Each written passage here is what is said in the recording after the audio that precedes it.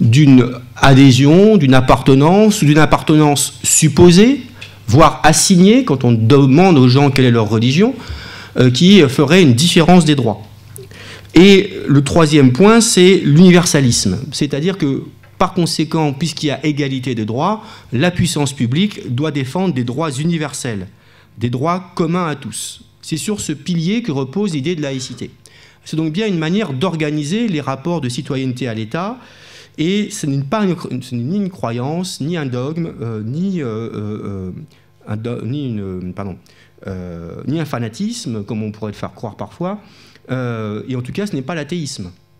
La laïcité n'est pas nécessairement la promotion d'une croyance qui serait athée. Hein.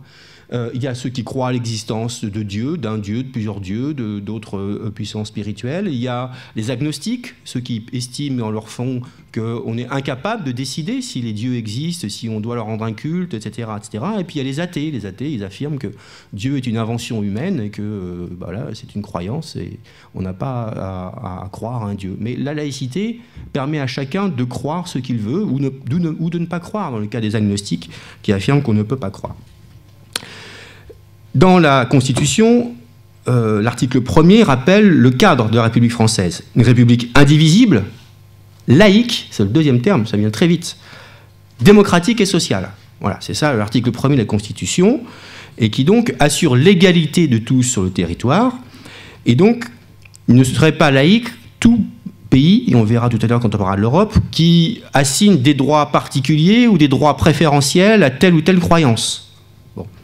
Par exemple, on ne pouvait pas dire que l'Union soviétique était un pays laïque. À partir du moment où l'athéisme était un dogme d'État, ce n'est plus la laïcité. C'est quelque chose qui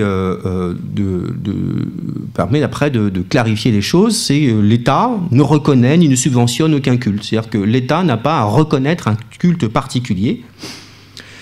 Et de ce point de vue, je disais que ça vient d'un long mouvement, la laïcité. Évidemment, elle n'est pas une spécificité seulement française. Bien sûr que nous avons, nous, un attachement particulier à l'idée de laïcité de la République. Mais par exemple, aux dernières rencontres internationales de la libre pensée, il y avait 80 pays représentés. 80, la libre pensée est l'une des associations parmi d'autres, comme l'UFAL, qui lutte pour la laïcité. Mais voilà, l'Association internationale des libres penseurs regroupe 80 pays. Lorsque nos camarades tunisiens du Front populaire de Tunisie ont réussi à faire que le délit d'apostasie ne soit plus de la constitution tunisienne suite aux révolutions, eh bien, on a bien là aussi des gens qui se battent pour l'idée que la liberté de croyance et de changer de croyance ou de ne pas avoir de croyance est un principe universel. Quand on voit les combats qui sont menés en ce moment un peu partout dans le monde sur la question de la non-ingérence de l'Église dans les débats sur l'avortement et sur le droit à l'avortement, on voit bien que cette question de laïcité n'est pas une spécificité tout à fait simplement française ou même occidentale. Bon, à condition, bien sûr, de ne pas travestir la question de la laïcité et de ne pas faire de la laïcité ce qui serait une nouvelle forme culturelle de lutte contre un groupe religieux particulier. On ne peut pas se dire laïque, par exemple, lorsqu'on protesterait contre des prières de rue parce que les mosquées débordent, et en même temps encourager, tolérer, autoriser les processions diverses, comme on a eu pendant le 15 août, qu'on a vu un peu partout, ou voire faire carrément la promotion de messes, ou se pavaner en tant qu'élu à des messes, parce qu'elles seraient chrétiennes, ou catholiques, ou protestantes. On n'appartient pas à un parti laïque, je regardais le Rassemblement national, qui n'a de cesse de parler de laïcité quand il s'agit de l'islam, mais qui par contre suit directement les directives du Vatican et de la frange la plus dure du Vatican, dès lors qu'il faut voter dans les conseils régionaux par exemple contre les subventions aux plannings familiaux. On ne peut pas non plus se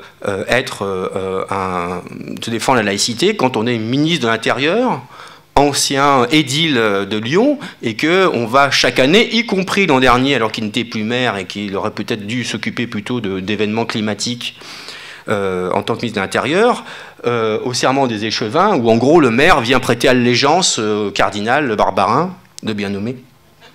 Voilà. On n'est pas un parti ou un mouvement laïque lorsqu'on dénonce des prières de rue, mais quand on encourage celles qui devant les centres anti-avortement. Voilà. Donc la question de la laïcité doit prendre en compte toutes les atteintes à la liberté de conscience, toutes les atteintes à l'indépendance de l'autorité politique par rapport au dogme religieux, quelle que soit la religion supposée. C'est pour ça que la laïcité, ça engage déjà le débat avec d'autres pays. La laïcité n'est pas la tolérance. La tolérance est un principe qui est apparu au XVIIe, au XVIe, XVIIe siècle, en pleine guerre de religion en Europe, et c'est un principe qui vise en réalité à ce que la religion dominante ou la religion la plus ancienne ou la plus présente tolère les autres. C'est la condescendance d'une religion qui accorde aux autres la possibilité d'exister. Alors bien sûr que dans l'histoire des idées, les textes de Voltaire ou de Locke, par exemple, dans leurs essais sur la tolérance, ont engagé peu à peu l'indépendance de l'État vis-à-vis des autorités religieuses. Le travail sur l'affaire Calas, le travail de tous ces mouvements qui, pendant les Lumières, ont permis de lutter contre l'ingérence d'une Église, ont permis de faire avancer les choses. Mais ces mêmes défenseurs de la tolérance n'était pas forcément laïque jusqu'au bout. Je prends Locke, par exemple, qui est souvent cité par les libéraux, hein, parce que c'est aussi un auteur libéral, qui a écrit son essai sur la tolérance. Et ben, il y a quand même une limite, hein, puisque Locke affirme que, je cite, « ceux qui professent l'athéisme n'ont aucun droit à la tolérance. On veut bien être tolérant entre gens qui croient, mais pas avec ceux qui ne croient pas. » Pendant la Révolution française, Mirabeau, Condorcet, qui ne sont pas non plus les plus radicaux, dénonçaient la tolérance. Condorcet disait que c'est l'insolence du culte dominateur qui osa nommer tolérance une simple permission. La tolérance est donc une religion qui culturellement est présente et qui va s'imposer aux autres et autoriser un certain nombre de choses. La laïcité n'est pas non plus un argument qu'on pourrait prendre pour réécrire la géopolitique aujourd'hui. Ce que je veux dire par là, c'est que c'est à la mode de voir des conflits religieux un peu partout et de tout rapporter à l'impossibilité de la coexistence des religions, voire avec le thème popularisé par Huntington du choc des civilisations, de dire qu'il y a des civilisations qui sont incompatibles. Ces civilisations sont structurées d'abord par un rapport religieux, et Huntington dégageait 9 grandes zones civilisationnelles et religieuses après la chute du mur. Bon, il avait tellement vu le mur tomber qu'il avait oublié qu'il y avait la zone orthodoxe, il n'en parlait pas du tout, il n'avait pas du tout envisagé que la Russie pourrait être une zone d'influence. Mais surtout, cette idée du choc des civilisations permet de dire que d'une part, chacun doit appartenir à une ère et ne peut pas en changer. Un individu ne pourrait pas changer de civilisation, vivre sa vie pleinement dans un autre pays. Elle essentialise les peuples, hein, comme si l'appartenance communautaire, l'appartenance religieuse était le seul moyen de se définir. Bon, ce thème du choc des civilisations a été très largement repris en France par Sarkozy, hein, qui en faisait une partie de sa manière de penser non seulement le rapport géopolitique, mais aussi le rapport républicain. C'est-à-dire que si on est capable de reconnaître qu'il y a des zones d'influence civilisationnelle à l'extérieur, on va se mettre à dégager des zones de civilisation en fonction de la religion prétendue ou supposée des différents citoyens, et donc se mettre à reconnaître peut-être des disparités selon les cultes. Bien. Alors je dis cela parce qu'évidemment que la question de la laïcité, en ce moment, prend une tournure différente dès lors qu'elle est toujours mise systématiquement en opposition avec l'islam. C'est d'ailleurs la thématique du Front National et d'un certain nombre de penseurs de ce qu'on appelle la nouvelle droite, qui est de dire que, par nature, l'islam ne serait pas compatible avec la laïcité. D'abord, n'oublions pas que le catholicisme n'a pas été par nature immédiatement compatible avec la laïcité. Voilà. En 1881, Léon XIII, dans son encyclique, s'élève contre tout ce qui est justement la laïcité, et notamment sur la question de la séparation du pouvoir politique et de la religion. Léon XIII écrivait en 1881 « Les théories modernes sur le pouvoir politique ont déjà causé de grands maux. » Ça, c'est la démocratie, la République et les droits de l'homme. « Et il est à craindre que ces maux, dans l'avenir, n'aillent jusqu'aux pires extrémités. En effet, refuser de rapporter à Dieu comme à sa source le droit de commander aux hommes, c'est vouloir ôter la puissance publique et tout son éclat et toute sa vigueur.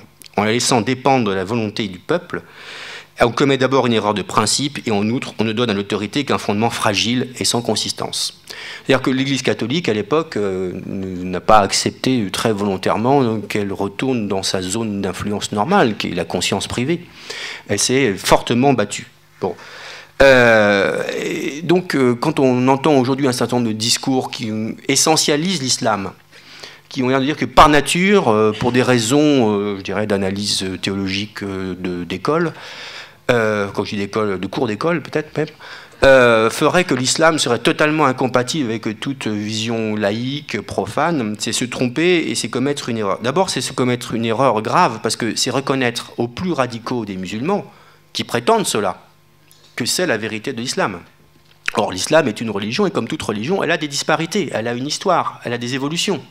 Dans l'histoire de l'islam, on a des moments où la prétendue absolue, comment dirais-je, intégration de la politique dans la foi n'était pas le cas. Hein.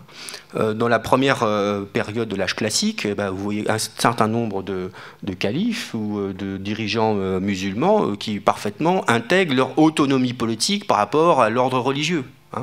Vous avez des chercheurs qui mettent aujourd'hui de plus en plus en doute l'hypothèse d'un islam totalisant à Médine qui aurait régi toutes les phases de la vie sociale, de la vie culturelle, et qui montrent que dans les textes historiques, c'est-à-dire les textes de l'époque, on voit qu'il y a quand même là aussi du jeu comme dans toute culture et dans toute religion.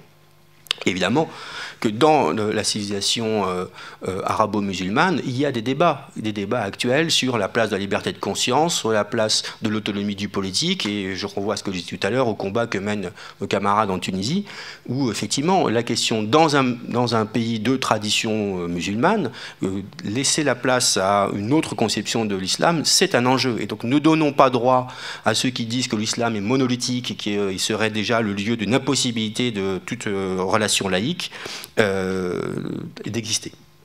Alors voilà, c'est juste quelques points initiaux pour parcourir un peu le débat général sur les grandes idées reçues sur la laïcité. J'attaque directement sur la question de la laïcité en Europe. Ça ne va pas être très très long pour les raisons que je disais tout à l'heure. Et puis ensuite, quelle conception de la laïcité nous aimerions nous mettre en œuvre peut-être et pousser un peu plus. D'abord, au niveau des droits européens et au niveau de ce qu'il est de la justice européenne, bien sûr que la laïcité n'est pas un terme qui est très répandu, et c'est même pas un principe répandu. D'abord, le mot laïcité est absolument pas repris dans d'autres traductions, et qu'on a un certain nombre de pays qui sont plutôt, pour reprendre alors en anglais sécularisme, pour reprendre l'idée de tolérance, voilà. Donc c'est pas l'idée de laïcité, ou en tout cas le mot que l'on peut avoir. D'abord parce que il y a un certain nombre de pays européens qui ne séparent pas du tout la question du politique et de la religion, ou qui accordent encore un certain nombre de poids privilégié à des religions. Par bien des aspects, la construction européenne, elle contrevient également à l'idée universaliste, émancipatrice, qui correspond à la conception républicaine de la laïcité.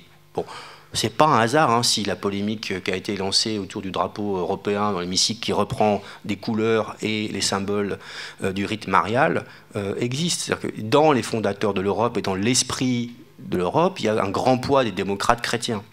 Bien. Dans d'autres pays, des religions sont d'État. Il est parfois obligatoire encore de faire figurer son appartenance religieuse sur les papiers d'identité, et des communautés religieuses peuvent avoir des privilèges de droit exorbitants en termes d'imposition, par exemple. Vous voyez ce qui se passe en Grèce, qui fait que la séparation entre ce qui est le politique et la religion est encore très largement minoritaire en Europe. Bien. La question de la laïcité en Europe oppose plusieurs conceptions. D'une part, nous sommes universalistes, c'est-à-dire que nous accordons des droits universels à chacun et à chacune, et cette position est minoritaire en Europe dans le cadre d'une construction qui prend plutôt appui sur une tradition multiculturaliste. c'est-à-dire où on reconnaît des droits à des communautés, des traditions à des communautés, des variations dans le droit. Deuxièmement, l'idée même de service public, on dirait qu'il n'est pas forcément lié directement à la laïcité, mais il l'est lorsque dans de nombreux pays, les fonctions essentielles que nous accordons au service public, c'est-à-dire l'école, la santé, sont confiées par délégation ou par tradition à des communautés religieuses. Donc sur ces deux points quand même qui ne sont pas tout à fait vains, c'est-à-dire quelle est la source du droit et quel est le domaine du service public, la construction européenne n'encourage pas ce que nous appelons même laïcité. Bien. Néanmoins, contrairement à ce qu'on peut dire parfois, les arrêts de la Cour de justice européenne sur la question de la laïcité ne sont pas toujours défavorables à la France. On pourrait croire que, étant minoritaire dans sa conception de la laïcité, d'autres traditions l'emportent. D'abord, il y a une sorte de principe, je dirais, de prudence des cours de justice qui ont consisté à ne pas vouloir trop trancher dans ces questions religieuses et à laisser chaque pays un peu encore souverain sur la question de la laïcité ou des droits ou du privilège accordés aux religions. Alors, par exemple, la question de l'interdiction du port de signes religieux par des agents du service public d'État en France, ça a été porté à la Cour européenne des droits de l'homme et l'État français n'a pas été condamné. C'est-à-dire que la Cour européenne des droits de l'homme a reconnu que ça faisait partie des prérogatives d'un État de réguler ou d'organiser ces questions. À l'inverse, le fait que l'État veuille parfois intervenir dans les dispositions fiscales et assigner à la fiscalité des groupes qui se prétendent religieux, par exemple la secte du Mandarum, là, au nom de la liberté religieuse, donc qui reconnaît y compris aux sectes, qui n'ont pas de statut juridique extrêmement précis, la Convention européenne a condamné la France. Bien. Alors, quels seraient les enjeux pour nous qui essayons de penser la question de notre inscription dans l'Europe? D'abord, il est clair que le retour du religieux comme thème majeur d'organisation des sociétés au niveau mondial pose un certain nombre de difficultés. En Europe, l'entrée massive de pays d'Europe de l'Est, dans lequel il y a de nombreux pays qui reconnaissent des droits particuliers aux religions, renforce doublement le poids des religions dans l'esprit des institutions européennes. D'une part, par exemple, si on prend le parti Droit et Justice en Pologne, qui est à l'origine du renforcement de la législation contre le droit à l'avortement. Bon. On voit que dans plusieurs pays européens, la question du poids de l'Église dans les décisions politiques se renforce. Et donc, par répercussion, dans le Parlement européen ou dans la Commission européenne, la prise en compte d'un certain nombre d'éléments religieux risque de ressortir de manière un peu plus forte. Les modèles communautaristes dominent dans les pays de tradition anglo-saxonne, c'est-à-dire qu'on va reconnaître des droits plutôt à des groupes constitués, indépendant de savoir comment on sait qu'une personne appartient à un groupe constitué, parce qu'évidemment, si nous reconnaissons le fait que chaque citoyen a une liberté de conscience et d'égalité de droits, c'est qu'on ne demande pas à une personne de s'associer à une communauté.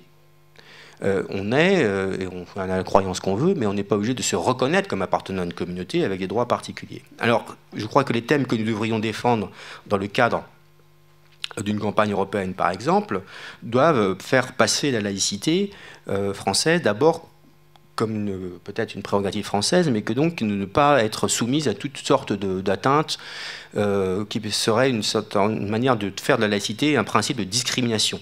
Ce n'est pas la discrimination, c'est la liberté de penser. Ce n'est pas la discrimination, c'est de l'égalité de droit. Donc il faut marteler ces thèmes-là pour que le débat laïque soit entendu. Deuxièmement, on ne doit pas faire de la spécificité culturelle des cultes un élément dans le débat européen qui ferait qu'on pourrait accorder des droits particuliers aux cultes. Je ne vois pas au nom de quel principe on pourrait dire que bah non, le service public, l'école, la santé doivent être soumis à la loi du marché parce que ce n'est pas une spécificité culturelle, alors que nous pouvons dire que non, nous estimons que dans le cas de la République française, il y a des services publics qui doivent échapper à la mainmise du marché, ça peut être une spécificité culturelle ou politique. Bien. Et pourquoi on accorderait une spécificité culturelle au culte et pas des thèmes sociétaux? Bon.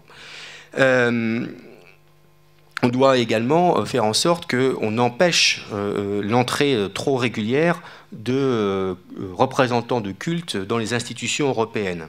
Bien.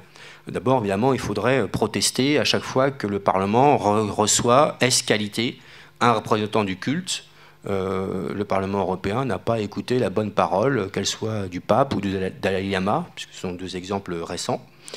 De même qu'on pourrait s'interroger sur pourquoi est-ce que dans le Parlement européen, il y a un vice-président assigné au dialogue interreligieux, qui non seulement évidemment reçoit très régulièrement des représentants des cultes, mais transforme des groupes philosophiques ou des conceptions philosophiques en cultes. Parce que recevant les représentants des cultes, il reçoit également des représentants des athées. Alors je sais peut-être des athées dans la salle, vous apprenez peut-être que vous avez des représentants. En tout cas, je n'ai jamais vu d'église athée qui permettent de... Voilà. Il y a peut-être des gens qui croient être auto-représentants des athées, mais par définition, je ne vois pas comment, ou qui reçoit également les différentes loges maçonniques dans ces espèces de dialogue interreligieux organisés par le Parlement européen. Nos députés devraient évidemment lutter contre toute disposition discriminatoire qui accorderait des droits dérogatoires en matière fiscale, en matière économique, aux communautés religieuses. Les communautés religieuses, comme tout citoyen, ou comme toute association, ou comme toute entreprise, doivent être soumises au droit fiscal normal qui s'applique à tous. On devrait évidemment continuer à s'élever contre toute tentative qui revient régulièrement de reconnaître une prépondérance à l'héritage religieux en Europe, voire aux racines chrétiennes de l'Europe, puisqu'il y a toujours un certain nombre de représentants des différents cultes pour essayer de faire rentrer ces idées dans l'idée européenne. Et puis enfin, nous avons un rôle politique, c'est-à-dire que les députés européens qui seraient élus de la France insoumise doivent œuvrer pour qu'au niveau du Parlement européen, il y ait un regroupement des forces laïques des autres pays, quelle que soit évidemment la position de leur pays, c'est-à-dire des gens qui seraient pour la défense de la laïcité dans des pays qui sont de religion d'État, pour qu'émerge au Parlement européen un groupe de députés qui défendent l'idée de laïcité, c'est-à-dire l'idée de la séparation du religieux et du politique dans toutes les affaires. Alors pourquoi? Parce que pour nous, la question de la laïcité est une composante essentielle, d'abord de la République, et même de la République sociale. D'abord parce que la question de la laïcité pose pour nous une question de souveraineté. Dire qu'il y a des lois différentes, des droits différents, des prérogatives différentes selon les communautés, c'est faire la source de droit, la faire émerger d'une autre instance que le débat public et le débat commun. La tradition, le livre, le pape. Faire croire qu'il y a donc des priorités à donner selon les communautés, ça va à l'encontre du principe de souveraineté par lequel les citoyens et les citoyennes participent à la définition de la règle commune et participent à la définition des droits. Le droit doit être défini par l'instance politique et doit être indépendant de toute instance transcendante qui affirmerait qu'il y a des principes en dehors de la discussion humaine. Tous les reculs de la laïcité ont été des reculs de la République. Il y a recul du social et du politique et de la laïcité en même temps. Il n'y a jamais eu de lutte laïque triomphante en dehors des périodes de lutte républicaine. Évidemment, les premières avancées de la Révolution française, celles de 1830 ou 1848, la Commune, etc., sont des moments où les questions sociales et les questions laïques ont avancé en même temps. Et donc la laïcité, de ce point de vue-là, est tout à fait progressiste, elle accompagne les mouvements religieux et elle permet de lutter également contre le retour conjoint du fondamentalisme et des visées libérales. Parce que dans la vision libérale, on peut parfaitement avoir d'un côté une volonté d'affaiblir l'État, d'enlever à l'État un certain nombre de prérogatives de régulation, notamment de manière sociale ou économique, et en même temps de faire de la reconnaissance un certain nombre de conflits religieux, une ligne de lecture de l'actualité qui fait taire les combats sociaux. On voit bien combien, parfois, on le voyait tout à l'heure en géopolitique, plaquer d'abord en géopolitique le prisme religieux empêche de voir les autres sources de conflits qui seraient économiques, sociaux, démographiques, etc. De même que la division du camp social pour des motifs religieux a longtemps été une manière d'empêcher l'émergence du mouvement ouvrier et de mettre en concurrence les travailleurs, hier les catholiques et les protestants, aujourd'hui les chrétiens ou On ne les nomme pas les non-musulmans et les musulmans. Bien. Et donc on a ici une manière de neutraliser le débat social en faisant de la priorité du communautarisme tel que théorisé par ceux qui voient chacun assigné à une religion une primauté. Laïcité, évidemment aussi pour nous une spécificité dans l'école. D'abord parce que historiquement en France c'est par l'école que la question de la laïcité est apparue. Hein. Les lois de l'enseignement laïque, loi scolaire de 1882, ont précédé évidemment la question de la séparation de l'Église et de l'État en 1905. Parce que souvenez-vous qu'avant la loi de 1882, l'enseignement primaire n'était pas moral et civique, mais il était une instruction religieuse et civique.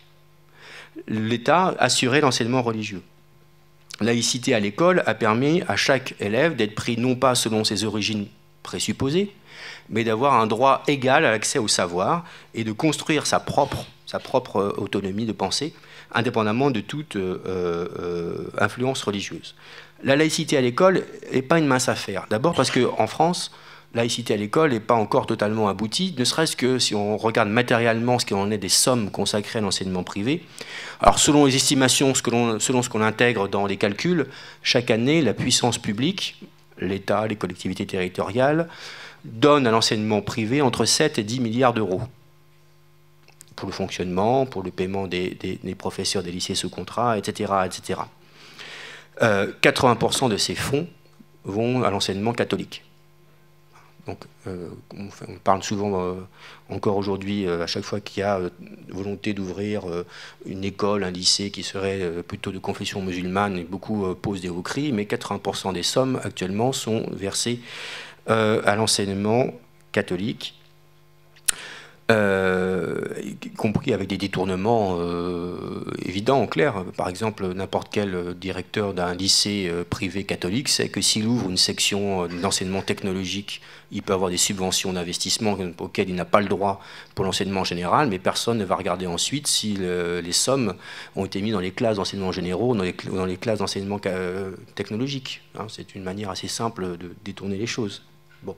Donc la laïcité de l'école, ici, permet d'assurer le triptyque républicain, hein, tel qu'il a été défini par des ambitions, l'instituteur à l'école, le curé à l'église et le maire à la mairie, chacun sa zone de travail. Le savoir désécularisé, sécularisé, le savoir non confessionnel est assuré par l'école, qui donne un savoir scientifique. La mairie, c'est-à-dire la politique, permet à chacun de faire un choix du bien commun et de choisir en conscience ce qui lui semble utile pour lui ou pour tous. Il y en a qui sont utilitaristes et égoïstes, d'autres qui ont plutôt le social au cœur. Et puis l'Église, l'Église peut faire ce qu'elle veut dans son sein, dans les consciences de celles qui y croient. Bien. Donc dans la constitution de l'école est républicaine. L'école garantit la liberté de conscience et elle est laïque, ce qui impose des devoirs d'abord au personnel, les professeurs. Ils doivent absolument garantir la neutralité religieuse de leur enseignement et nul ne peut se prévaloir d'une appartenance religieuse, à l'inverse, pour échapper au cours.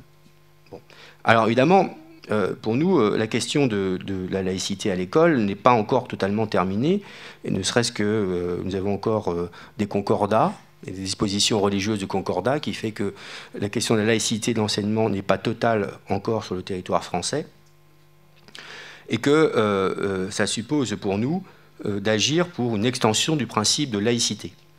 L'extension du principe de laïcité suppose qu'on revienne sur un certain nombre de dispositions financières, comme les lois Carle et Debré, qui accordent une préférence, ou en tout cas des droits particuliers à l'enseignement religieux. Ça signifie aussi qu'on mette fin totalement...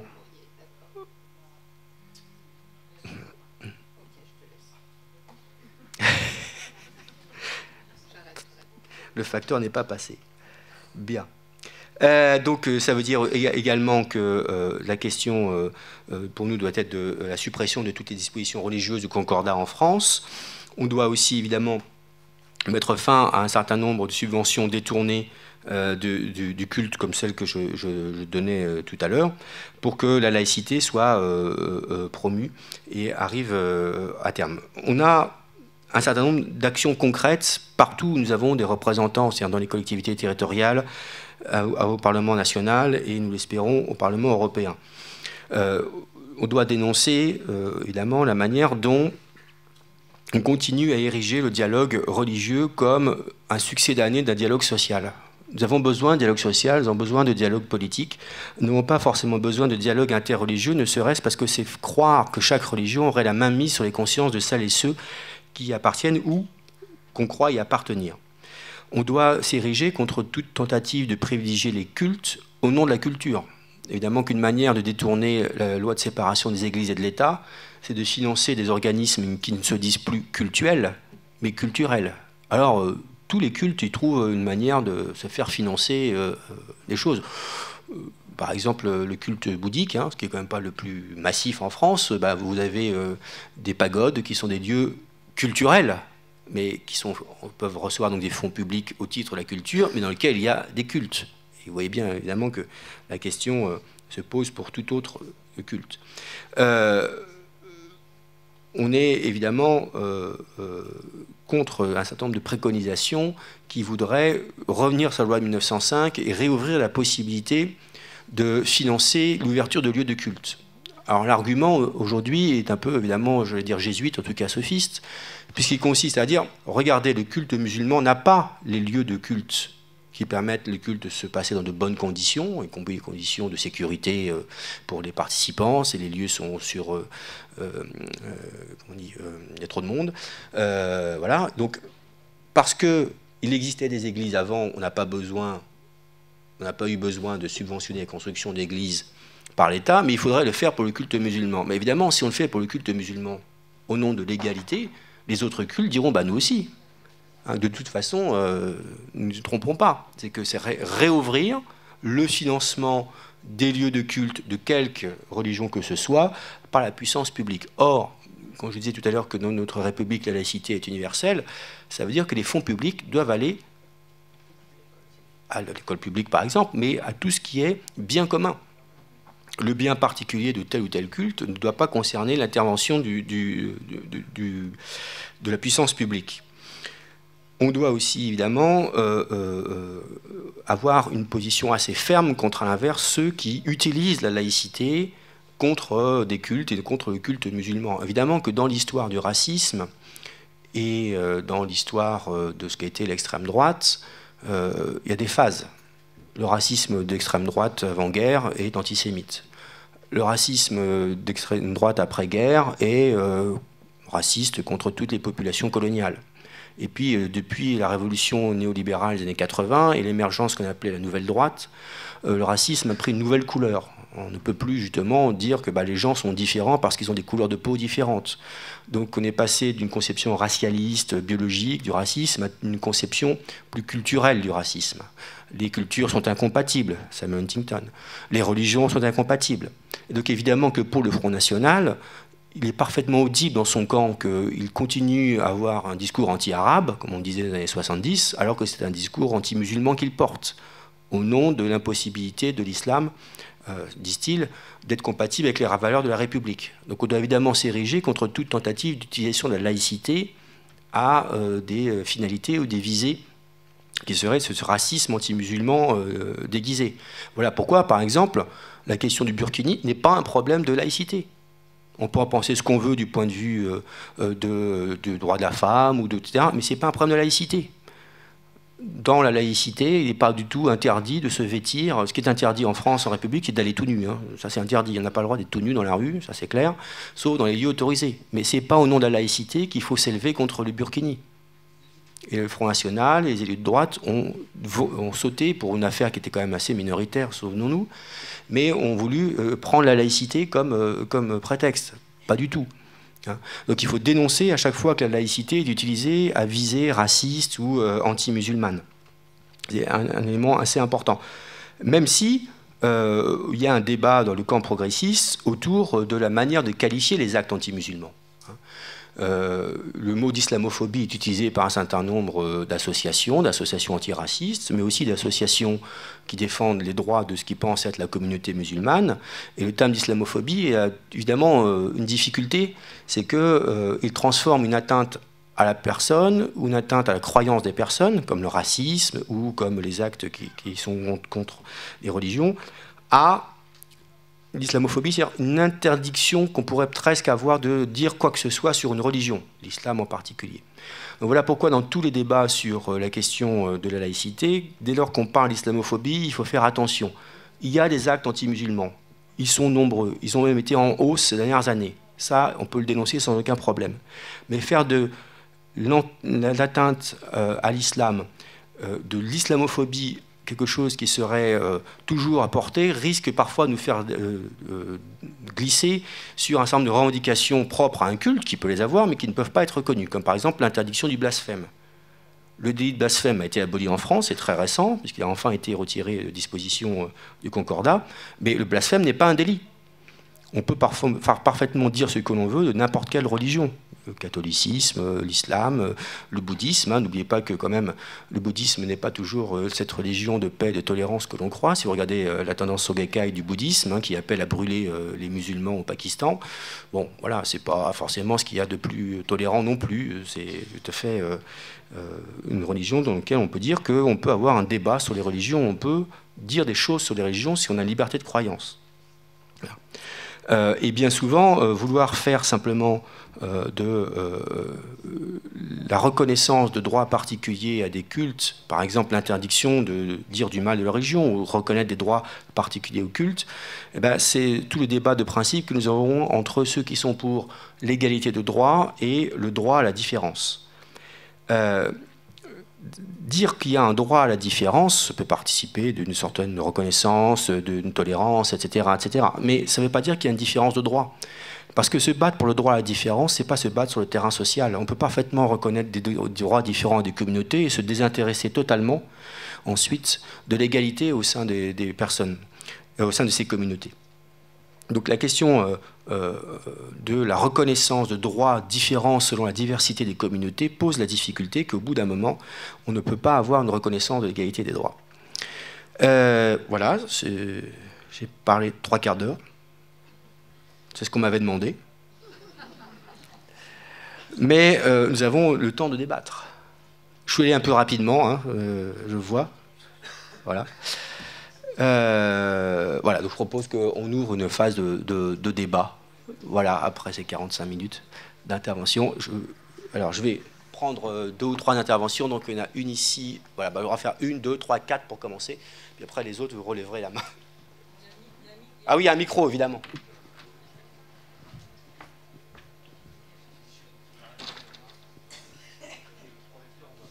Oui.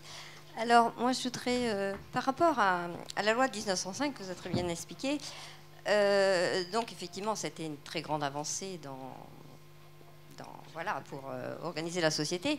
Seulement, moi, il y a quelque chose qui me gêne quand même. On prône que la laïcité, que en fait, l'État n'a pas subventionné aucun culte. Seulement, ce qui m'interroge, moi, c'est qu'en France, on a 44 000 églises, on a 93 cathédrales qui sont à la charge de la collectivité. Et ça, je crois que c'est quand même un gros problème. D'autant plus qu'aujourd'hui, les communes, on sait très bien qu'on leur réduit les budgets.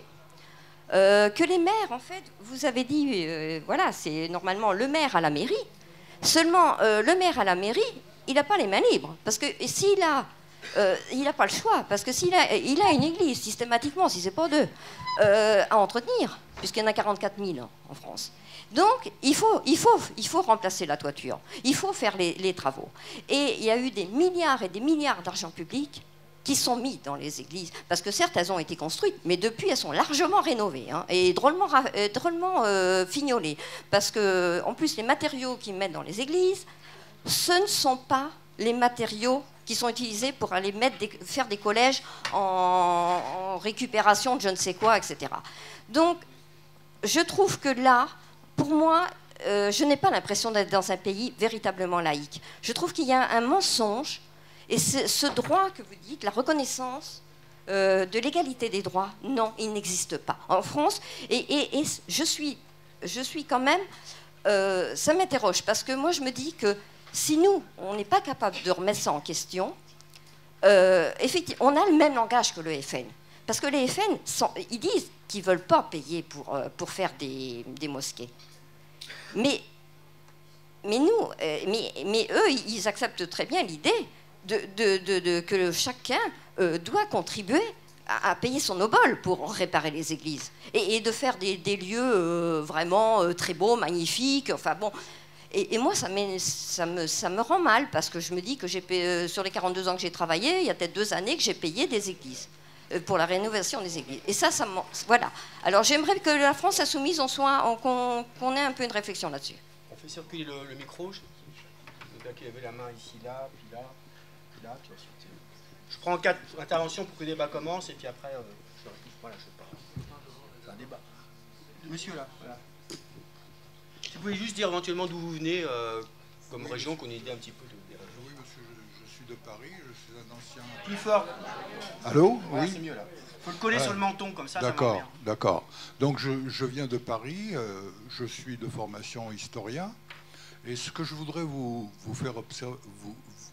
L'observation que je voudrais vous faire, c'est une observation d'historien et qui n'a peut-être pas grande importance, mais pour laquelle je voudrais connaître votre point de vue.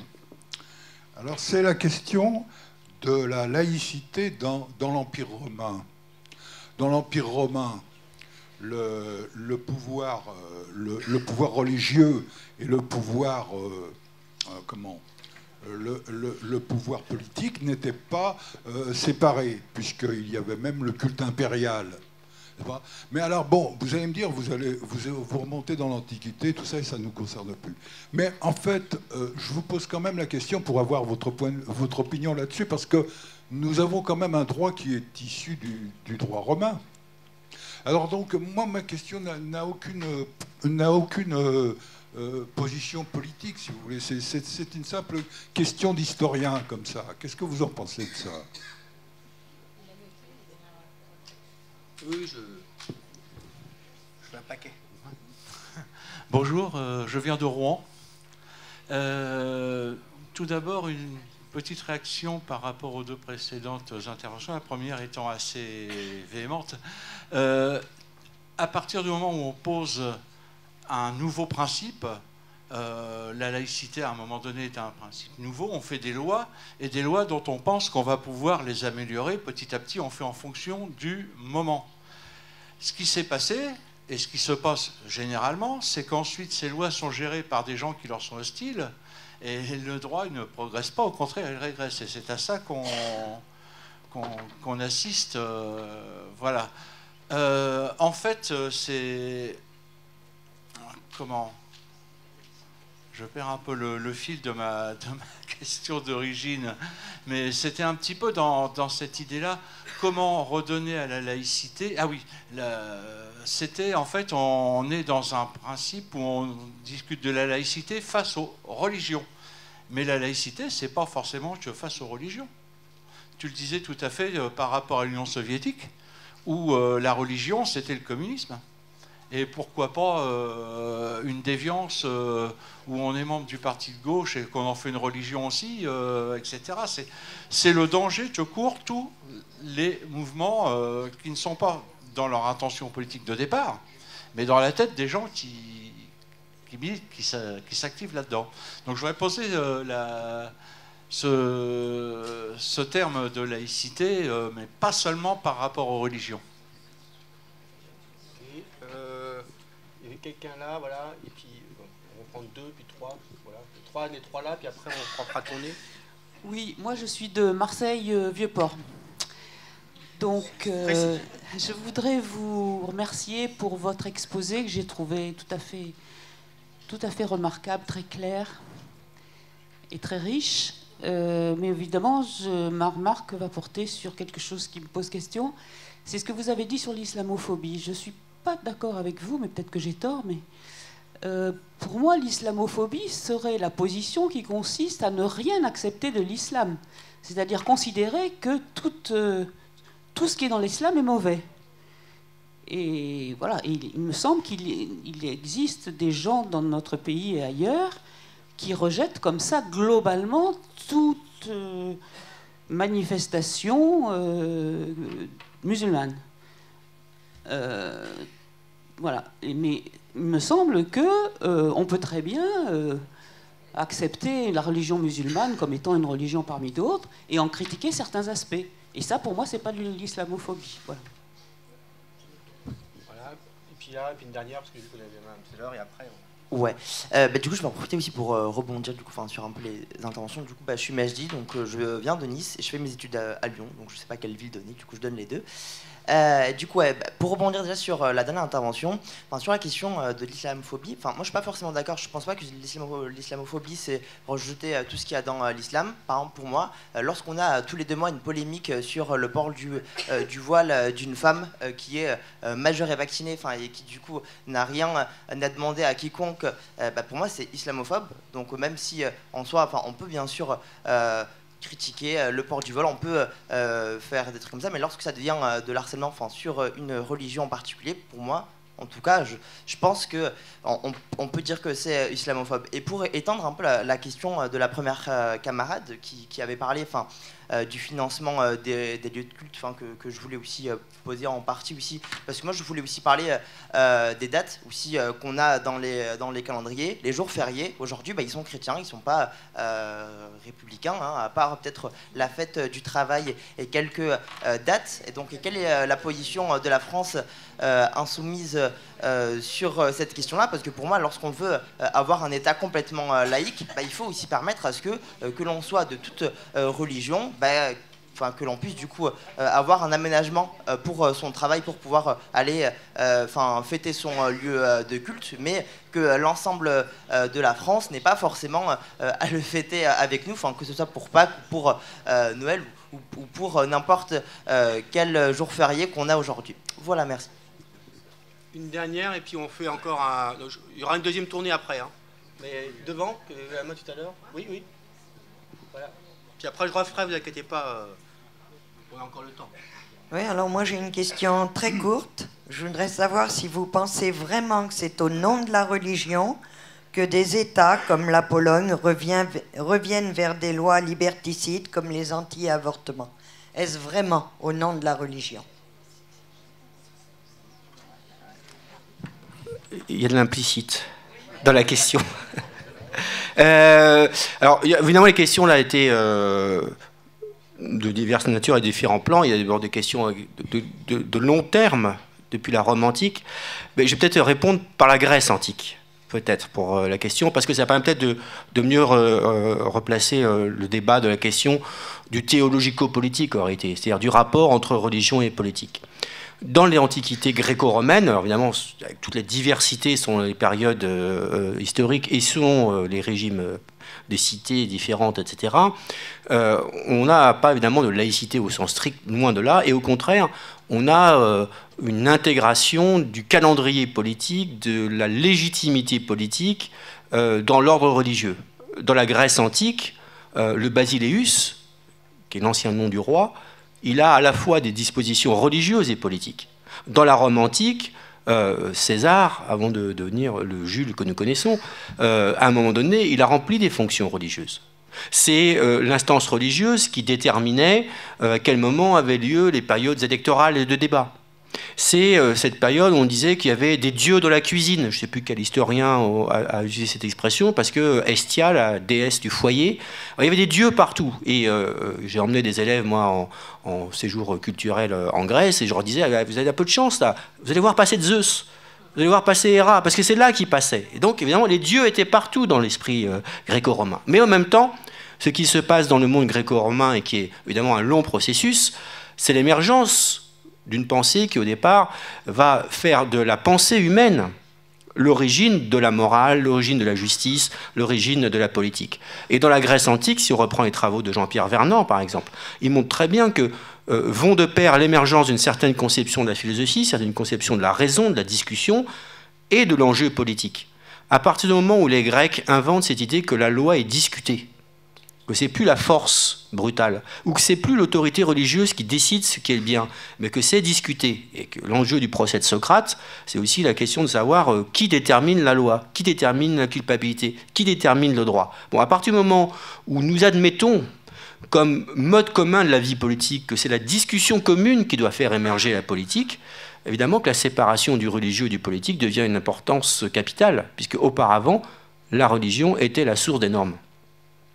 Donc ce long processus de sécularisation, il n'est pas arrivé comme ça d'un coup. Il y a toute une histoire par laquelle les instances politiques se sont séparées ou au contraire se sont appuyées, là on revient peut-être sur les deux questions, sur l'idéologie religieuse pour affirmer leur pouvoir. Nous sommes partisans de la souveraineté populaire. Nous estimons que nous devrions vivre dans une démocratie où chacun et chacune s'exprime, participe à la délibération commune, détermine les règles communes qui s'imposent à tous. Donc voilà pourquoi nous pensons qu'il faut séparer l'ordre politique de toute influence qui, par nature, fait appel à ce qui ne relève plus d'une discussion humaine. En tout cas, lorsqu'on est un croyant dogmatique, on croit que les 10 commandements ou que la volonté de Dieu appartient à Dieu et pas aux hommes et qu'on doit s'y plier. Donc nous disons on peut le faire pour la vie privée si on y croit, mais pour la vie commune, ça doit être absolument séparé. Donc voilà. Bon, alors après, évidemment, moi je ne suis pas historien de la Grèce romaine, donc je ne pourrais pas aller beaucoup plus précisément dans ce qu'était le jeu des augures, etc. Mais voilà, il y a ce long mouvement par lequel on sépare. Alors, est-ce que c'est seulement au nom de la religion qu'il y a un retour de législation qui serait, par exemple, contre l'émancipation des femmes ou contre le droit à l'avortement, etc. Bon. Évidemment que, à l'évidence, il y a un poids des lobbies religieux. Le poids du lobby religieux, et notamment de ce doux pape François en Argentine, sur le débat sur le droit à l'avortement, joue aussi, il y a une volonté de ce point de vue-là. Bon. Et ça rejoint aussi ce qu'on disait, hein, c'est-à-dire que dans la croyance religieuse, l'idée que le corps de l'individu ne lui appartient pas, mais il appartient d'abord à Dieu, il appartient d'abord à un ordre qui dépasse l'humanité. Hein, c'est aussi l'une des fonctions de la religion, c'est une fonction de transcendance, c'est de dire qu'il y a au-delà de ce que nous sommes et des principes qui s'appliquent à nous, s'appliquent évidemment d'abord aux femmes, dans la plupart des religions. Voilà. Oui, mais c'est une lecture qui est forte dans les religions. Ah mais heureusement qu'il y a plusieurs lectures. C'est bien que de l'extérieur des religions, on peut aussi se dire il y a une diversité dans les religions, etc. Oui, mais il n'empêche que se référer à un ordre divin, voilà, mais quand on se réfère à un ordre divin et qu'on veut faire entrer cet ordre divin dans l'ordre politique, ça a ses conséquences. Sur la question, évidemment, du poids encore très fort et de prérogatives encore fortes de l'Église catholique en France, évidemment que, comme on le disait tout à l'heure, la loi de 1905 a été une loi en partie de compromis aussi. En partie de compromis avec l'Église catholique et en partie de compromis parmi les laïcs de l'époque. Hein. Il y avait des laïcs à l'époque qui voulaient aller encore beaucoup plus loin dans la laïcisation des choses. Hein. Et que toute loi de laïcité est aussi une loi qui doit, à ce moment-là, trouver un équilibre entre sa volonté de faire la paix, ce qui était aussi l'objet de la loi de 1905, et de mettre fin aux conflits religieux, et de faire avancer l'idée d'une république qui soit indépendante d'un pouvoir religieux. Bon. Sur la question, par exemple, des congés et des jours fériés, je dirais deux choses. Bon, d'abord, je pense qu'il serait peut-être plus utile de reconnaître à chacun un droit à un congé pour raison familiale ou religieuse que d'inscrire ou de vouloir désinscrire du calendrier des congés actuels. Parce que je pense que on risque plus d'avoir un retrait d'un certain nombre de congés aujourd'hui que, vous voyez, dans le rapport de force syndicale, quoi. Voilà. Donc peut-être que ce à quoi on doit faire, c'est par exemple, ça existe pour les élèves dans l'enseignement public. Hein. Les élèves d'enseignement public, dans leur religion, c'est un droit à absence. Hein. Et dans la fonction publique aussi. Voilà. Donc il y a un droit. Donc c'est peut-être ce droit-là qu'il faudrait étendre. Pas forcément dire on doit inscrire ou désinscrire, mais de reconnaître un droit à l'absence pour exercice du culte dans le droit du travail. Bon, évidemment, vous voyez bien que comme on est justement aujourd'hui dans une loi du travail qui a tendance au contraire à remettre la négociation au niveau de l'entreprise et pas avoir une loi commune qui s'impose à tous, ça pose un certain nombre de difficultés. Je reprends des questions et puis j'essaierai de répondre à d'autres points au passage. Donc il y avait d'autres mains qui se... Ah oui, alors voilà. Oui, alors j'ai commencé, mais j'ai pas fini. Alors j'ai commencé à y répondre. Alors d'abord, c'est évidemment tout le débat sur lequel on doit faire attention à ce que des bâtiments de culte et des bâtiments culturels sont confondus. C'est évidemment là-dessus et toute l'ambiguïté sur laquelle joue l'Église catholique. Il y a évidemment le fait qu'on peut reconnaître qu'il y a une inscription dans le patrimoine culturel d'un certain nombre d'édifices religieux qui d'ailleurs n'ont pas été construites par les églises, hein, mais par des hommes et des femmes dans leur temps, qui appartiennent au bien commun. Donc en tant que tels, les édifices religieux historiques appartiennent au bien commun et on doit les entretenir. En revanche, on devrait aussi lutter contre la privatisation d'un certain nombre de lieux culturels qui s'étendent de plus en plus. Bon, voilà. Donc après, est-ce qu'on doit aller jusqu'à l'abandon total? Parce que si on va sur l'abandon total de l'entretien des lieux de culte et de patrimoine culturel, on réassigne le patrimoine culturel à une communauté particulière. Donc il y a sans doute un équilibre à trouver sur ces questions qui n'est pas facile. Voilà. 1, 2, 3 questions là, j'ai vu. Et tout au fond là-bas aussi, voilà. Avec les spots, on voit rien. Bonjour, je m'appelle Clément, je suis de Lyon. J'ai une question, mais je l'ai un peu oubliée. J'ai plutôt des remarques par rapport à ce qui s'est dit. C'est un débat. Sur les jours fériés, je ne suis pas forcément d'accord. Je pense qu'il y a un combat à mener en faisant bien attention de ne pas perdre des jours fériés, ce qui est le grand danger. Mais par exemple, il y a Thomas Guénolé qui proposait de remplacer le jour férié du 15 août par le 4 août, pour remplacer l'Assomption par la nuit de l'abolition des privilèges. Ce qui est, à mon sens, une bonne idée de laïciser, on va dire, le calendrier. Par contre, sur ce que tu disais, sur l'islamophobie, je ne suis pas forcément d'accord, parce que c'est un problème, et c'est Sharp qui l'expliquait dans sa lettre, c'est avant tout un problème sémantique. L'islamophobie, c'est la haine, la peur, de l'islam en tant que tel. Et par exemple, il proposait de remplacer l'islamophobie par la musulmanophobie, pour désigner la haine que certains tarés ont des musulmans. Voilà. Même si chaque mot prend un sens différent en fonction de la manière dont il est utilisé.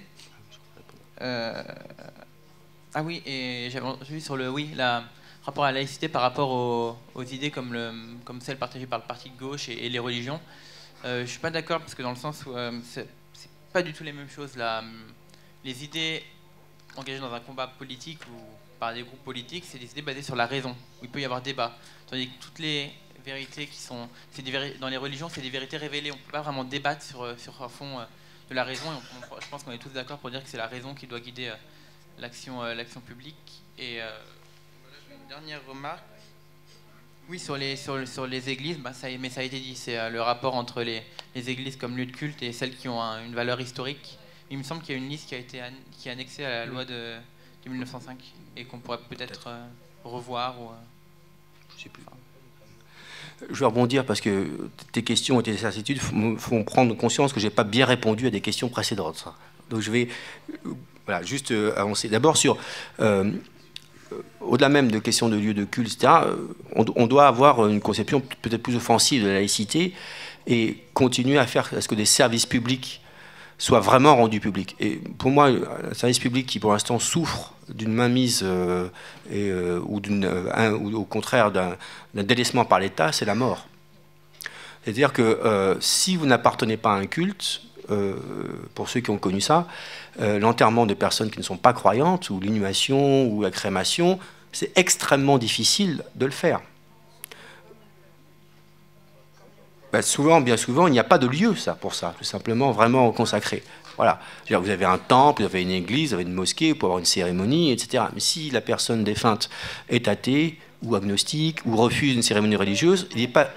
Oui, mais ça reste pas possible partout, compte tenu actuellement de l'état des choses. Donc, ce devrait être une tâche de chacune des collectivités territoriales d'assurer un lieu de recueillement public, gratuit, pour la mort. Voilà. C'est pas si facile de trouver ça, vu le nombre. C'est un enjeu tout à fait pour les municipales. Sur le terme d'islamophobie et sur tout à l'heure la proposition, par exemple, d'intégrer dans le calendrier des jours fériés qui seraient des jours fériés laïques. Effectivement, c'est une idée de remplacer, d'avoir un certain nombre de mots de jours fériés qui concernent l'idée plus républicaine. Sur le concept d'islamophobie, je l'ai laissé rapidement, je voulais pas forcément qu'on ne débatte que de cela, mais ce que tu disais, et ce que tu disais aussi sur la question de la qualification d'un certain nombre d'actes et de la reconnaissance d'un mouvement raciste. Hein, il est anti-musulman, mais c'est un vieux fond raciste. D'abord, il faut le rappeler, effectivement, il y a un racisme anti-musulman, il y a des actes d'agression anti-musulmane, il y a des dégradations de lieux de culte musulmans. Bon. Pourquoi le mot d'islamophobie n'est pas forcément, de mon point de vue, le mieux utilisé? Parce que parmi ceux qui l'utilisent, certains vont plus loin. Par exemple, oui, c'est un sentiment anti-musulman, un sentiment de racisme, de xénophobie, que de revenir toujours sur le même thème, de toujours dénoncer l'islam, de toujours dénoncer les femmes voilées, et pas les autres atteintes à la laïcité ou les autres incursions d'autres religions. Bon, donc ça, il faut être extrêmement ferme. Si on est laïque, on doit dénoncer toutes les attaques d'où qu'elles viennent. Bon. Deuxièmement, par contre, certains disent qu'il y a islamophobie, par exemple dans la loi 2004 sur le voile à l'école. Alors je suis sûr que nous pourrions débattre très longuement de la question de la loi 2004 sur le voile à l'école, sur l'interdiction du port de signes religieux ostentatoires dans les établissements publics, qui permet de s'appliquer à tous les signes religieux. Et quand on est enseignant, on fait attention normalement, y compris auprès de collègues qui ne font pas la différence et qui tolèrent des choses et pas d'autres. Mais la loi 2004, pour moi, n'est pas une loi islamophobe. Et c'est une loi qui consiste à conserver un certain nombre de neutralité dans l'espace de l'école. Et dans le livret laïcité de la France Insoumise, par exemple, on est pour la conservation de la loi 2004 à l'école, parce que ça dit mineur, mais on n'est pas pour l'interdiction des signes religieux dans l'université s'agissant de majeurs. Donc là, il y a une différence très nette entre la liberté de conscience qu'on doit accorder, qui nécessite une neutralité à l'école, et pour des personnes qui sont ensuite majeures, là, la conscience doit être appliquée et chacun fait ce qu'il veut dans l'espace public. Voilà. Je continue la prise de parole. Oui. Oui, c'est une question, il n'y a probablement pas de réponse facile, relative aux priorités et aux étapes. Faisons l'hypothèse d'une accession de la France insoumise au pouvoir.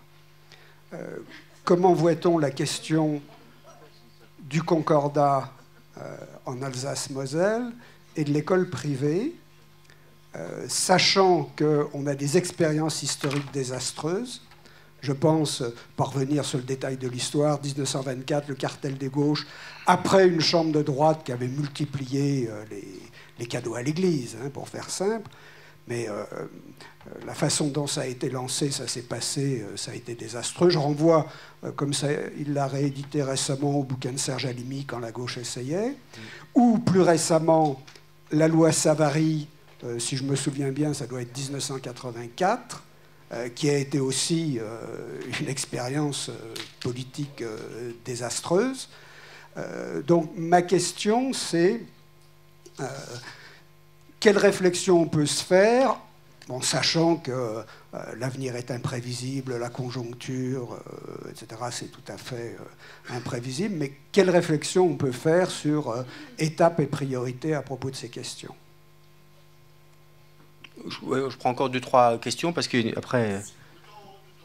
Il y en a qui sont en haut et je ne vois pas, c'est pour ça que je suis désolé, je ne vous vois pas dans le fond quand vous levez la main. Voilà. Je le ferai passer. Ouais, oui, c'est mieux, ouais, parce que sinon... Faites passer le micro, une dernière intervention là, et après, j'ai vu qu'il y a 1, 2, 3 dans le fond, là-haut, voilà. Bon, moi, je suis de Marseille, plus exactement de Vitrolles, et je voulais te remercier pour ton exposé et les premières réponses que tu as données, parce que je pense que tu resitues très bien ce qu'est la laïcité et les enjeux du combat pour la défendre. Alors, par rapport à tout ce qui a été dit, moi, je pense que aujourd'hui, défendre la laïcité, c'est bien sûr lutter contre toutes les idées reçues et toutes les déformations dont tu as parlé. Mais je crois que sur la question de l'école et des services publics, je crois que c'est un enjeu très important. Alors, sur l'histoire du calendrier, moi, c'est une question qui me tient à cœur, mais je suis parfaitement consciente que ça, on verra beaucoup plus tard. Ce n'est pas la priorité. Mais aujourd'hui, quand on voit la situation de l'école publique, l'état de délabrement et le manque d'enseignants et les locaux, et que, comme tu l'as dit, tous les ans, il y a quelques 10 milliards qui partent à l'enseignement privé, dont 80% effectivement c'est l'enseignement catholique, je crois que ça, c'est une question urgente et vraiment d'actualité. Sur la question, ce que tu as dit sur les salles de cérémonie civiles, je crois que c'est une question très importante. Et bon, personnellement, je ne suis pas militante de la France insoumise, mais je crois que vous auriez beaucoup à gagner aux prochaines municipales, là où vous vous présentez, à le mettre dans votre programme. Moi, je sais que sur Vitrolles, on est plusieurs citoyens. Depuis des années, on se bat auprès de la mairie, des élus, pour obtenir une salle de cérémonie civile gratuite. Et je crois qu'on a fait signer des pétitions, on a énormément de signatures. Hein. C'est une question qui concerne beaucoup de gens. Voilà, j'ai terminé. Alors que le micro remonte de la zone obscure, c'est pas péjoratif, mais c'est que je vois rien. Ah, que le micro arrive là-haut. Ouais, donc, voilà, la question va être très très courte. En fait, je voulais, Benoît, que tu tentes de nous éclaircir sur la... Ah, on vous voit. C'est fait. La lumière est arrivée, elle est revenue. Comment... non, mais la question de la laïcité dans la construction d'une Europe insoumise. Est-ce que c'est un thème qui aide ou un thème qui complique ?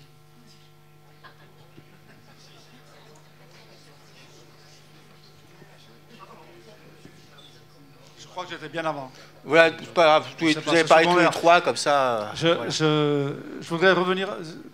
Bon, oui, je m'appelle Samy Josua, je suis élu dans les quartiers nord de Marseille, à une mairie dirigée par le Front National. Donc c'est des questions qui me touchent un peu. Cela dit, une question de fond que je voudrais avoir quand même une précision. La présentation générale, je n'ai pas de souci, mais tu es rentré en disant la liberté de conscience est une question individuelle. Entièrement raison. Sauf qu'elle se traduit obligatoirement par la possibilité d'organisation collective des religions et de leurs manifestations. Sinon, cette liberté individuelle n'a aucun sens. Or, tous les problèmes que nous avons viennent de là, viennent de la possibilité, enfin de la nécessité d'avoir à travailler sur l'expression collective des religions et du fait que cette expression collective n'empiète pas sur la puissance publique. Concrètement, c'est ça la question. Ce n'est pas tellement individu par rapport à la puissance publique.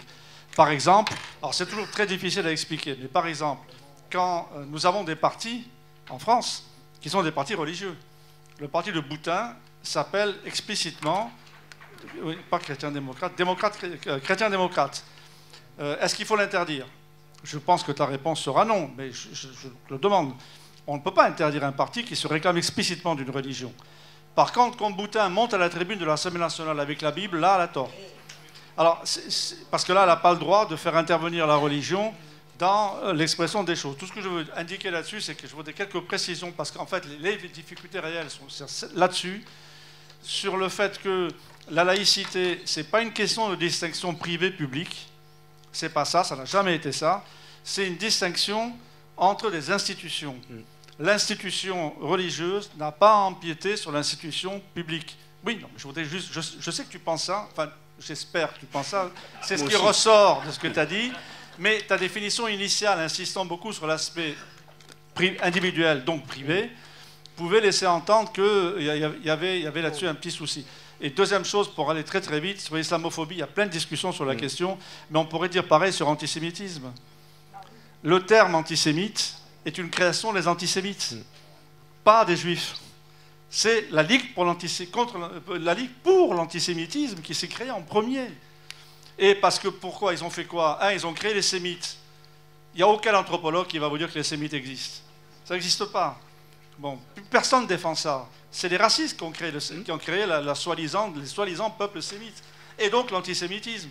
Et après, se sont lancés des ligues contre l'antisémitisme. Ce n'est pas nous qui sommes maîtres des termes qui sont employés, c'est des termes qui s'installent. Aujourd'hui, mener une bataille sur le terme islamophobie, les raisons, je les connais, je les partage, je vois bien l'ambiguïté qu'il y a derrière.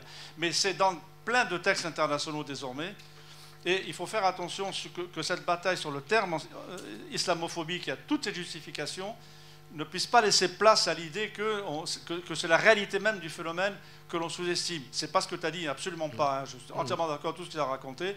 Mais on n'est pas maître des termes. Et au bout d'un moment, il faudrait que cette bataille s'arrête un peu, parce qu'on pourrait reprendre la même sur l'antisémitisme, et personne ne le fait. Une dernière intervention voilà, dans le haut, et puis on va essayer d'aller vers la conclusion pour tenir les temps. Oui, je viens de l'Ouest. Et donc, j'ai toujours défendu la laïcité, d'abord par ma profession, par mon métier. Mais, disons, depuis pratiquement les années 80, je sens quand même, si vous voulez, que l'espace de la laïcité est de plus en plus grignoté, y compris à gauche. Hein, je ne veux pas citer de parti.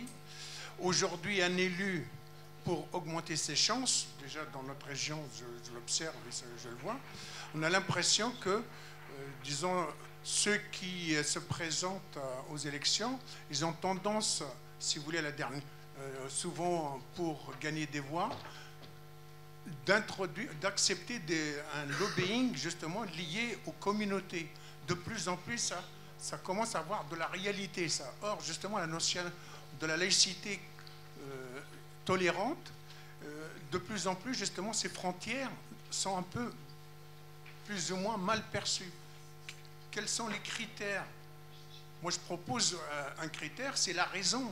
S'opposer, je ne veux pas, si vous voulez, citer une au détriment des autres, mais quand quelqu'un me dit « moi, je fais ça parce que c'est écrit », pour moi, ça doit être justement combattu, non toléré. Donc, pour moi, la laïcité, c'est un espace, disons, qui favorise l'éclosion de la raison. Et je termine là-dessus. Souvent, en France, il y a aussi un malentendu. Quand on parle de musulmans, j'ai eu des élèves, quand ils vous disent « je suis musulman », mais en fait, ça n'a rien à voir avec la religion. C'est un peu comme pour la communauté juive, quand quelqu'un dit « je suis juif », mais souvent, ce n'est pas un religieux, ce n'est pas un pratiquant, mais souvent, c'est identitaire. Et chez beaucoup de jeunes, il faut aussi qu'on les aide à distinguer les choses. Vous avez, c'est vrai, présenté la laïcité, mais malheureusement, c'est le temps aussi. L'origine de la laïcité à la française, elle a aussi justement des déterminants historiques. C'est l'État français qui a construit l'État, qui a construit la nation. Et effectivement, pour qu'il y ait une seule matrice pour former les citoyens, il a fallu cette laïcité un peu plus ou moins, si vous voulez, affirmée. Je vais essayer de conclure quelques termes. Alors évidemment, je suis tout à fait d'accord sur ce qui a été dit sur la primauté du rapport institutionnel de la laïcité. Hein. C'est effectivement une séparation des instances de pouvoir, et je l'ai peut-être trop placé comme du côté du privé. Je veux tout le mettre du côté de la liberté de conscience, pour vous dire que ce n'était pas une reconnaissance de la religion, mais de la liberté de conscience. Mais c'est évidemment d'abord un rapport institutionnel, et donc l'idée que l'institution publique, universelle, commune, ne doit pas être sous l'influence d'une influence religieuse. Donc on est tout à fait d'accord là-dessus. Et puis, de toute façon, tout ce débat sur les principes et les mots, hein, c'est un peu ce que disait David Hume. On est souvent d'accord sur les principes et jamais sur l'application. C'est un peu, après, sur l'application, jusqu'où on va par rapport au patrimoine, jusqu'où on va par rapport aux actes, etc. Et sur la laïcité, il faut aussi peut-être décrisper les débats. Parce que là, ça n'a pas été le cas ici, hein, mais on voit bien que dans les débats d'actualité, la question de la laïcité est prise très à cran, et que j'ai rien dit des annonces de Macron, parce que je crois que pour l'instant, il est là-dessus assez précautionneux. Il va sans doute proposer des choses, mais c'est un débat qui, en France, engage souvent un certain nombre de mouvements. Alors je dis ça pour ça, parce qu'évidemment, le mot de l'islamophobie, il serait absurde aujourd'hui de mener un débat contre l'utilisation du mot, parce qu'il est utilisé, parce que dans d'autres contextes politiques ou internationaux, il n'a pas exactement le sens qu'on peut lui donner, etc.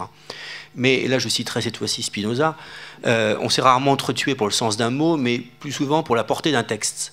Et effectivement, après, le contexte dans lequel le mot est utilisé C'est pas la même chose, effectivement, de parler d'islamophobie pour dénoncer les actes anti-musulmans, pour dénoncer les actes racistes, pour dénoncer la profanation de lieux de culte, etc., et de l'utiliser pour dénoncer la loi de 2004. Voilà, il faut bien recontextualiser la question, et qu'on ne peut pas le prendre comme un mot absolu.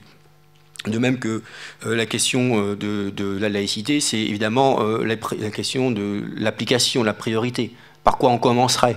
Alors, je vous renvoie d'abord au livret thématique laïcité, dans lequel on a des propositions, par exemple sur l'école, sur les lois Debré, sur lesquelles il faut absolument revenir, ce qui est quand même une priorité aujourd'hui, c'est pour mettre fin aux privilèges dont l'enseignement privé et confessionnel a pu avoir lieu. Sur les dispositions religieuses du concordat en Alsace, qu'il faut évidemment abolir également pour que la question de la laïcité s'applique sur tout le territoire français. Ça fait partie de nos revendications et donc des choses que nous mettrions en œuvre si nous avions le pouvoir au niveau de l'État, ou ce que nous devons mettre en œuvre lorsque nous aurons conquis un certain nombre de municipalités, ce que je souhaite à chacun d'entre vous dans son lieu local.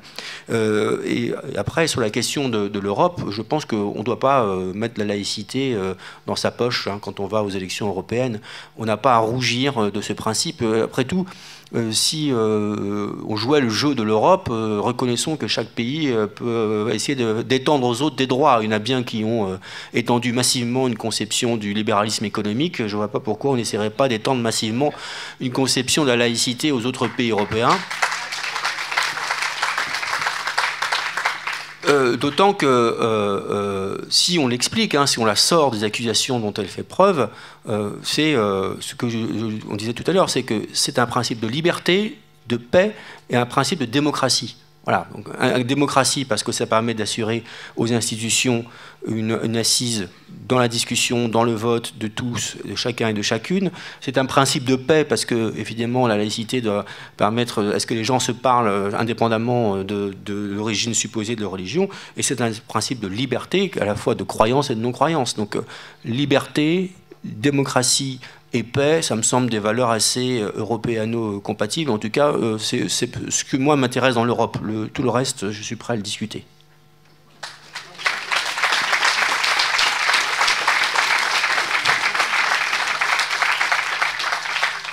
Donc je vous rappelle que vous avez sur le site de la France Insoumise le livret laïcité qui correspond à une étape de la discussion, puisqu'il a été élaboré pour la campagne présidentielle au moment où la France Insoumise se constituait. Donc maintenant que nous perdurons, que nous ancrons la participation de chacun et de chacune au débat sur la laïcité extrêmement important. Donc tous ceux qui sont intéressés, je vous donne rendez-vous demain à 11h là pour qu'on s'intègre dans l'équipe qui travaille.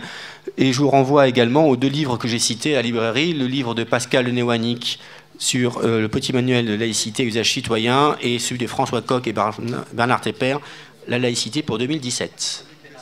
Ah oui, bien sûr, je n'ai pas cité Henri Pagnarus, que j'ai eu au téléphone hier, qui ne peut pas être aux amphis cet été, mais qui évidemment a le dictionnaire amoureux de la laïcité, qui est extrêmement important.